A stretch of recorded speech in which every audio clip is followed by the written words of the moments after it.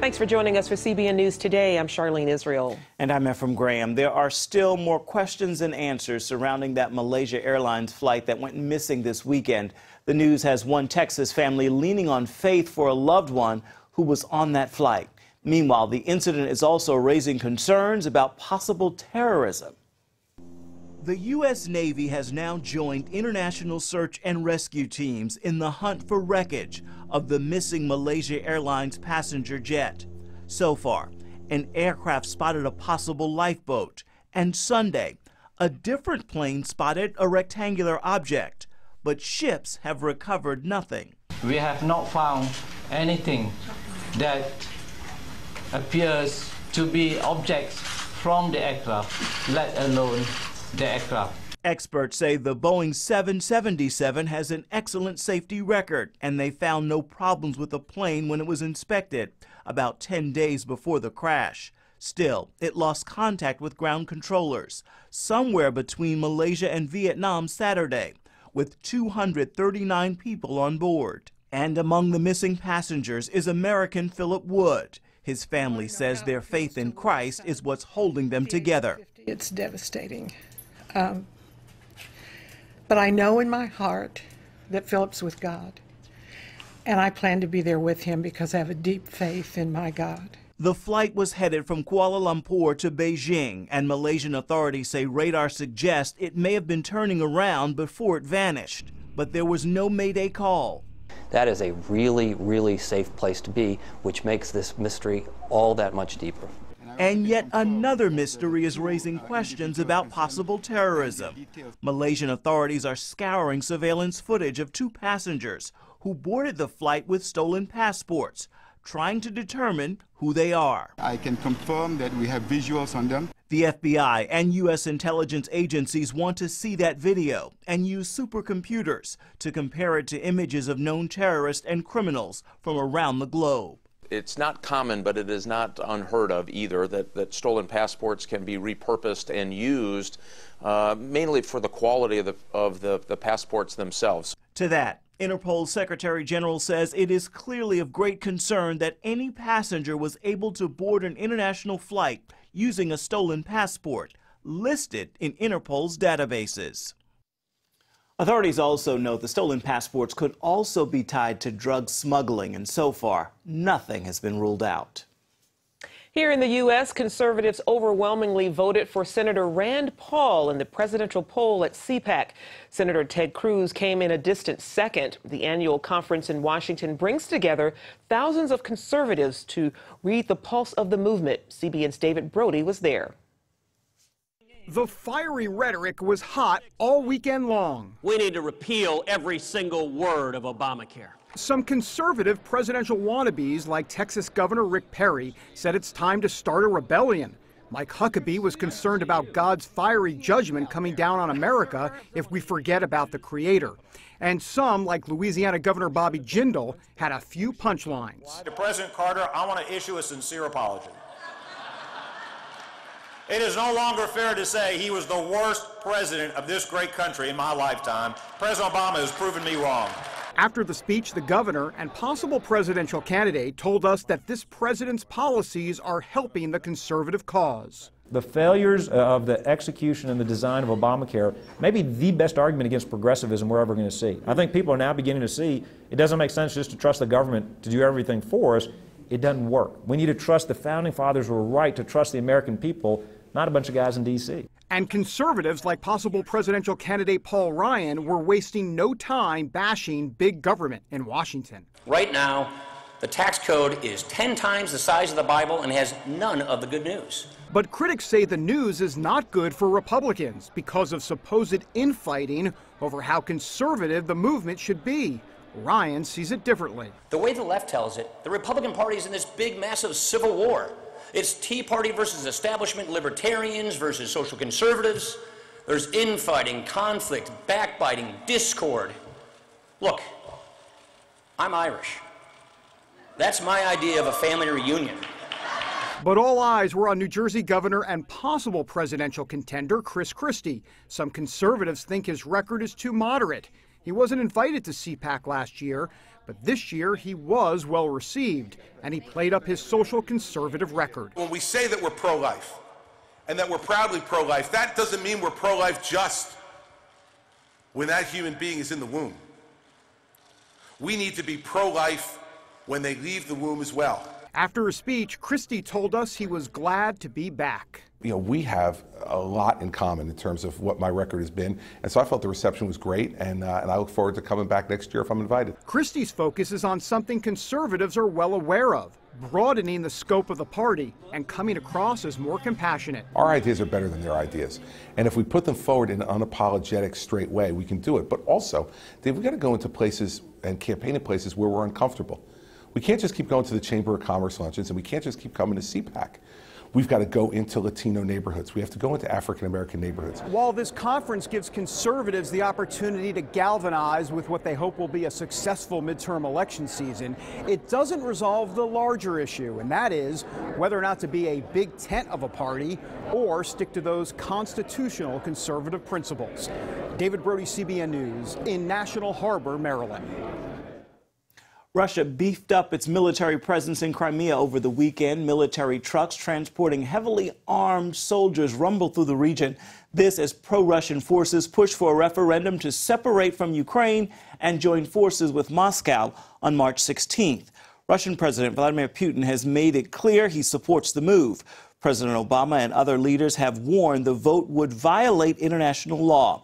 Wednesday, the president is set to meet with the Prime Minister of Ukraine to discuss a peaceful resolution, and the U.S. is considering sanctions against Russia. But former U.S. Defense Secretary Robert Gates tells Fox News Sunday such measures won't have much impact. Some of the sanctions that are being discussed and the actions being taken, whether it's limitations on visas or on travel, on potentially freezing assets of specific individuals, frankly, I don't believe are going to be any deterrent for Putin. I think our greatest response is to have our own strategy for countering this long-term strategy of Putin's to gather these states back under Moscow's control. Russia has threatened to halt weapons inspections in light of the sanctions. The Obamas took another family vacation this weekend. They went down to Florida Friday to stay at the exclusive Ocean Reef Club on Key Largo. The president squeezed in several rounds of golf Saturday and Sunday on one of the courses at the resort. A former Israeli ambassador is warning the weakness from the U.S. is sending the wrong signal to many countries, including nations like Iran, North Korea, and Russia. Chris Mitchell has that story now from Jerusalem. While the Ukrainian crisis pits the U.S., Europe, and the West against Vladimir Putin's Russia, Israel and Middle Eastern countries are watching closely. A number of observers here in Israel believe that U.S. actions for the past several years, particularly in the Middle East, have set the stage for the current crisis in Ukraine. There's no doubt that the severe erosion in the U.S. posture of deterrence, in the U.S. power projection throughout the world has triggered much more audacious or emboldened Russia. Former Israeli ambassador to the U.S. Congress Yoram Ettinger says perceived weakness in U.S. foreign policy has sent a message to the enemies of Israel and the U.S. The chief trigger of more emboldened Russia, more emboldened Iran, China, North Korea, Venezuela has been the recent engagement by the U.S. with Iran. Rogue regimes throughout the world notice the U.S. literally appeasing Iran. Ettinger believes the world needs a strong USA. For global sanity, we need a very exceptional USA. We need a very deterring USA. A less exceptional USA, a non-deterring USA only exacerbates the already insanity of the world. As the crisis in the Ukraine unfolds, U.S. foreign policy will be put to the test if it can stand up to the new threats in the 21st century. Chris Mitchell, CBN News, Jerusalem. Venezuelan President Nicolas Maduro is lashing out against comments made by Vice President Joe Biden about the crisis there. Biden told a Chilean newspaper the Venezuelan government may be using armed vigilantes against peaceful protesters rather than engaging in a genuine dialogue. Maduro accused Biden of traveling to South America to attack the people of Venezuela. Clashes between anti-government demonstrators and security forces are ongoing since the protests broke out nearly 1 month ago. Steve Hill, the evangelist of the Brownsville revival, has died. Hill fought a long battle with cancer and succumbed to the disease Sunday at his Alabama home. He is best known as one of the leaders of a revival that began on Father's Day, 1995, at Brownsville Assembly of God in Pensacola, Florida. Church leaders said a, quote, mighty wind of God's power blew through the service that day that sparked a 5-year revival. A reported 200,000 people came to the services reporting deliverance from drug and alcohol addictions, healings, and a fresh desire to preach God's word. Steve Hill was 60 years old. Coming up, overdoses and deaths and rising crime. The tiny state of Vermont has a huge heroin problem. Find out what's being done to stop it next. Attorney General Eric Holder is calling the increase in heroin-related deaths in the U.S. an urgent public health crisis. The number of heroin overdose deaths rose by 45% from 2006 to 2010. Holder says federal law enforcement is working to address the problem, but more work is needed on education, prevention, and treatment. America's heroin problem is especially bad in a region you might not expect, New England. Mark Martin traveled to Vermont, where the governor says his state is experiencing a full-blown heroin crisis. It's a cold, snowy day in Vermont's capital of Montpelier. The historic State House, surrounded by a blanket of white, looks like a picture postcard. Anyone taking in this peaceful scene would never know Vermont is in crisis. Governor Peter Shumlin sounded the alarm earlier this year when he said, in every corner of our state, heroin and opiate drug addiction threatens us. Vermont's governor devoted his entire State of the State address, all 34 minutes, to drug addiction. He explained the heavy toll it takes on the economy and lives. As far as I'm concerned, this is one of the real battles that we're facing that we've got to win, and we've got to do that by changing the discussion and changing the policy. The numbers tell the story, ranking tiny Vermont among the top 10 states in the country for the abuse of painkillers and illicit drug use. Will Gates, a student at the University of Vermont and alpine skier, died of a heroin overdose in 2009. I never knew a human being could feel this much pain. It has redefined the rest of my life. Governor Shumlin says last year the number of deadly heroin overdoses nearly doubled from the year before. On top of that, the need for treatment of opiate addiction has jumped more than 770% since the year 2000. Bob Bick oversees mental health and substance abuse services at Vermont's largest treatment center. Certainly the growing and significant impact of opiate addiction has been profound in the state. To help you better understand this spike in heroin addiction in Vermont, in 2002, the Howard Center opened its medication-assisted treatment program with 70 patients. Today, it serves more than 720. You may ask, why Vermont? Part of the answer deals with how legislators addressed the state's problem with prescription painkillers. For various reasons, the laws were tightened up on those products and they became harder to get. All of a sudden, we saw a resurgence in heroin use, in heroin on the streets. We saw that it was being sold for very cheap prices to offer people an alternative to these high-priced pharmaceuticals. Heroin dealers from larger areas like Boston and New York City become suppliers to Vermont and other parts of New England.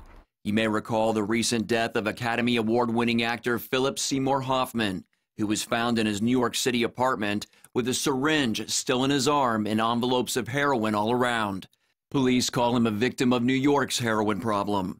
In the last few years, officials say heroin use has dramatically increased across New England, leading to overdoses, deaths, and an increase in crime among addicts. The other thing we've done is looked at the home invasions and burglaries into people's homes and really upped the penalties there. The heroin epidemic is spreading beyond New England, with lawmakers in nearly every state proposing legislation to fight what is now considered a public health crisis. So what's the solution? Vermont's governor wants more focus on treatment rather than justice. Drug and alcohol counselor Dana Poverman agrees. In addition to the law enforcement efforts, if we can get to the point where we can provide treatment on demand, that people do not have to wait and sometimes die trying to get into treatment. State leaders say, unfortunately, the church hasn't been a factor in the fight against Vermont's heroin addiction. Josh Masters hopes to change that. He heads up Celebrate Recovery at Burlington's Essex Alliance Church. I want to encourage other churches to reach out into the community and remember that we're all broken. We all come from a broken place. People looked past my brokenness and looked at me through God's eyes instead of the world's eyes. And that's how we need to look at people in our community who are struggling, because we're all struggling with something. So get out there, let people know that Jesus cares and that we can walk along with you through your recovery. And at the same time, help rescue those who have fallen prey to a heroin crisis. Mark Martin, CBN News, Montpelier and Burlington, Vermont. Up next, how CBN is working to build homes for those hit hardest by Typhoon Haiyan. Islamic rebels in Syria have finally released the nuns they've been holding hostage since December. 16 women were let go, including 13 Greek Orthodox nuns and their 3 helpers. Syrian authorities released dozens of female prisoners in exchange. The move is unlikely to soothe the fears of Syrian Christians that their ancient minority will be in danger if Islamic rebels seize power.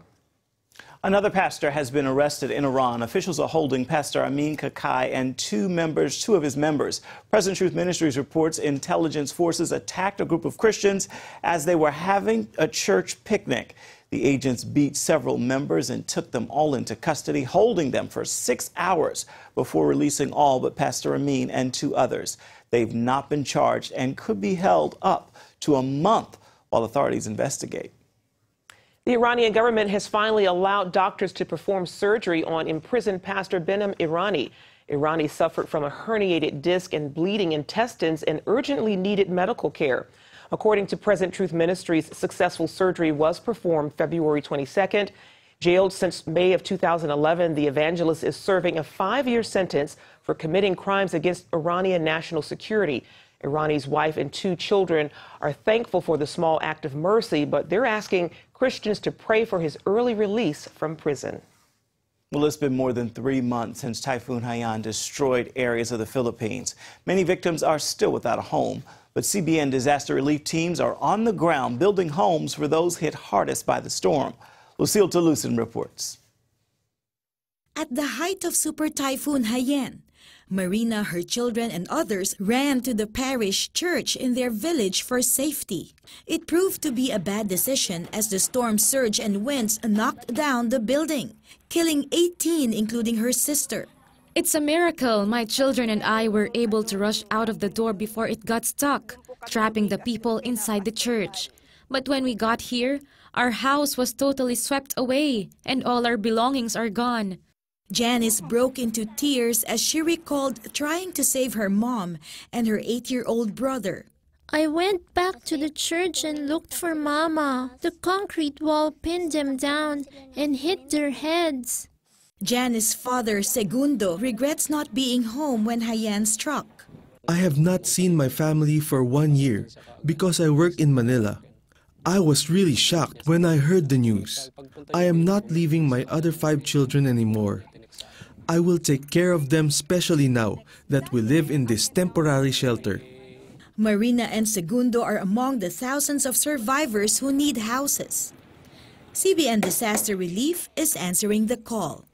24 more houses like this one are going to be built in this community alone. And what's nice about this project is that the recipients get to participate by rendering some community service. And this enables them to be more productive and prepares them for CBN's livelihood program for the community.